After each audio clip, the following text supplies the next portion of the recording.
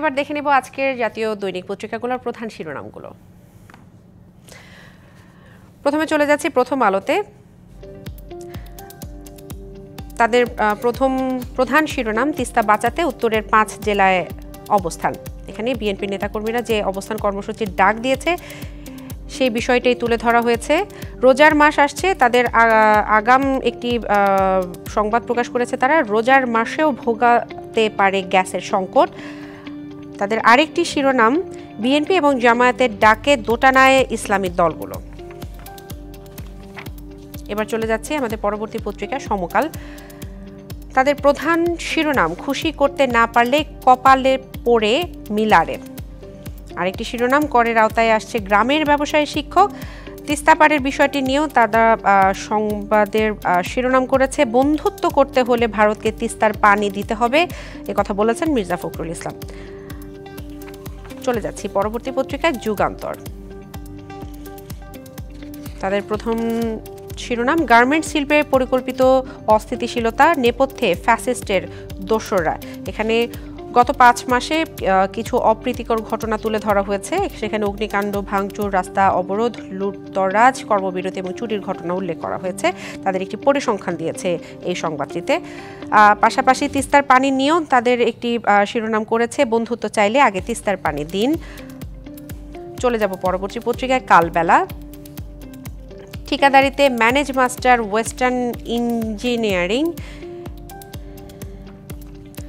পাশাপাশি আরেকটি শিরোনাম রাখা হয়েছে, কিছু ধারায় জরিমানা 10 গুণ পর্যন্ত বাড়ানোর প্রস্তাব এবং তিস্তার পানির যে আন্দোলনটি চলছে সেটা নিয়েও তারা শিরোনাম করেছে, এবারে পানির ন্যায্য হিস্সা চায় তিস্তাপাড়ের মানুষ।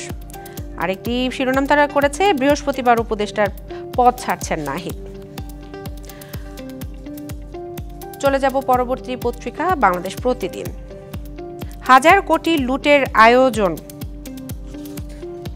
খরচ হয়েছে 828 কোটি, আরও 1008 কোটি লোপাটের চেষ্টা, তদন্ত হবে বললেন উপদেষ্টা। শিক্ষায় নতুন কারিকুলামে পুরনো ফর্মুলায় দুর্নীতি।